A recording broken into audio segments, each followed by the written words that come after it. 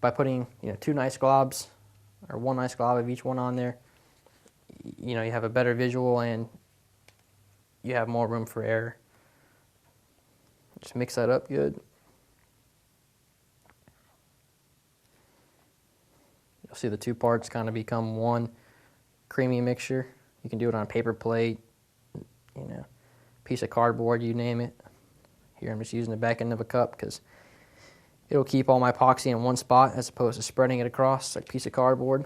And if I get some on the edges, kind of like, push it out there, I'll just scoop it back in and make sure we get a nice consistent mixture.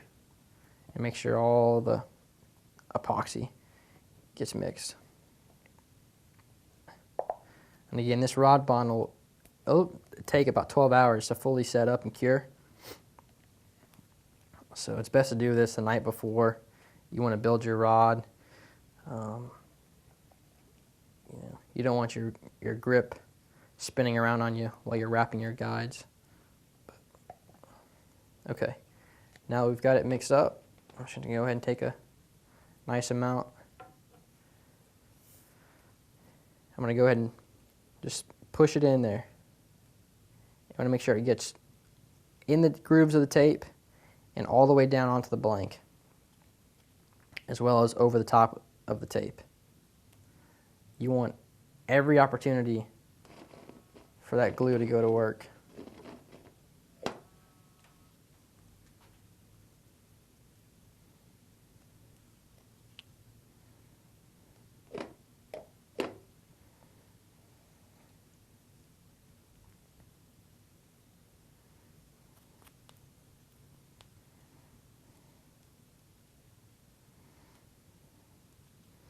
Another good point is build up the front area the most if you have to choose one. If you have extra epoxy, put it on there. It's not going to hurt. It's going to push out when you slide the gimbal on. And you just wipe it off and put it back on the cup and use it for the rest of the grip. But by putting it on up heavy, real heavy up front, like here as opposed to here, whatever excess gets pushed from the beginning will fill in the gaps thereafter. So we're just going to push it on like so. Give it a nice spin as we push it on. And that's it. And you can see there's a little gap, like you can see it right there between the gimbal and the blank. It's nothing that would hurt anything, but what I'm going to do is when I clean off this excess, just like that, I'll take my popsicle stick and just flatten it to where it pushes the epoxy and fills those gaps, just like that.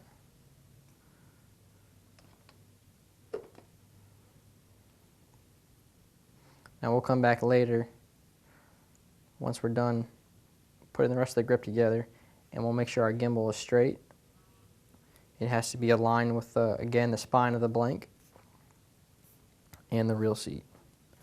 All right, that's close enough. We're going to get more epoxy down there when we push this grip.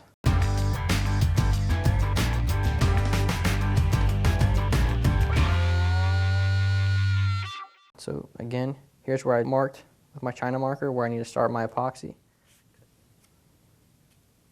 I just start right up where it needs to begin, spread it around, and then start bringing it down.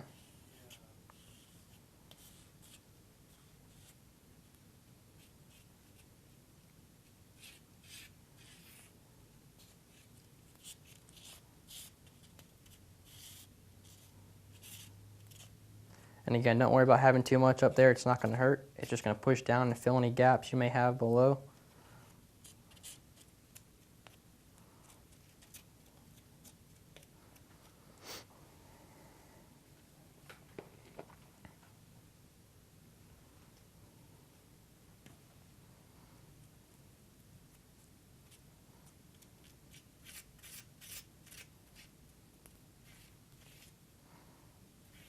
This camouflage is actually a brand new camouflage, just came out in March.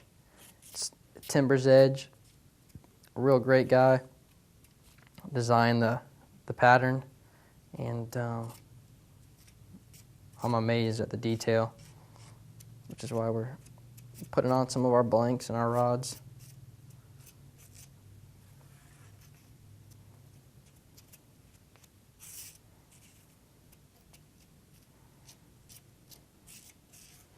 Yeah, you want to try to make sure you've got every little bit of the blank covered in epoxy,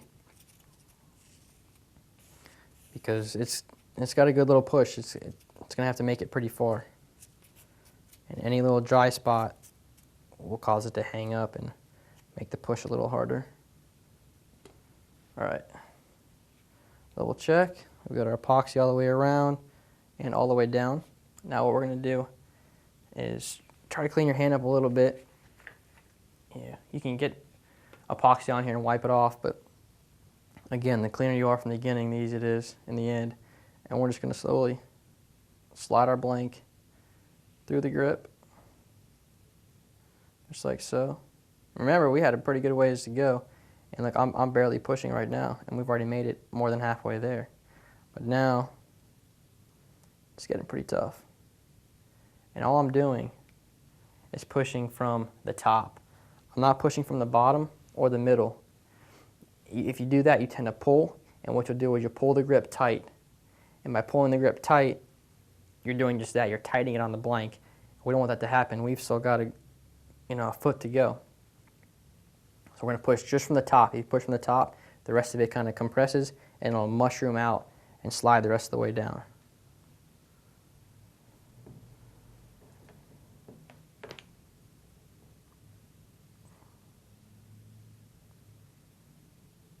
Just like so. Taking a little bit of pressure there. It's hard to do with one hand to keep this from sliding out on me.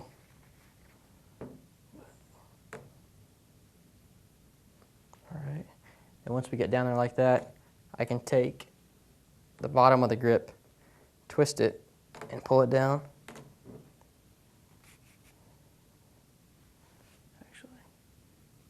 See if I can stick it out here a little further on the table. A little more room.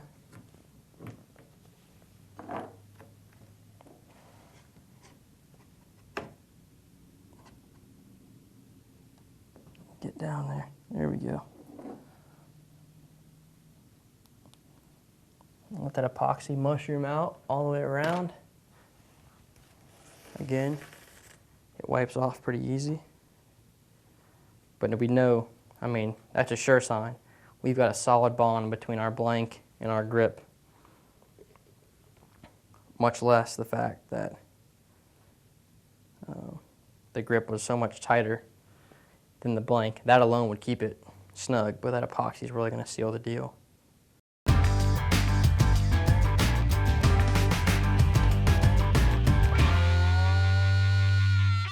Before we put our reel seat on, being that we had to slide our grip so far down, we've got epoxy right here, which is good for our foregrip because it needs to slide down.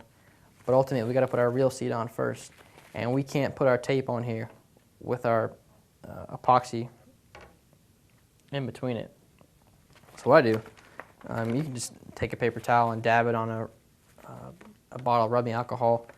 But I'll take a little water bottle and just kind of drop it on the blank. What I've done here with the water bottle, I just take a nail, put a little pinhole in the cap. That way just a little bit comes out.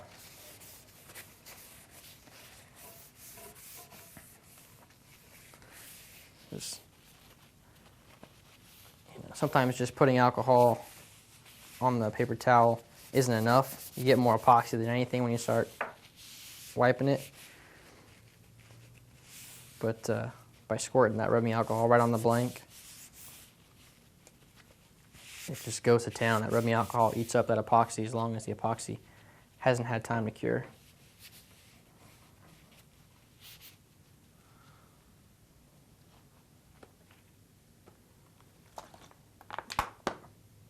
And just go ahead and take the time to make sure it's good and clean, even above where you're going to put the reel seat, because you're going to slide the reel seat down it.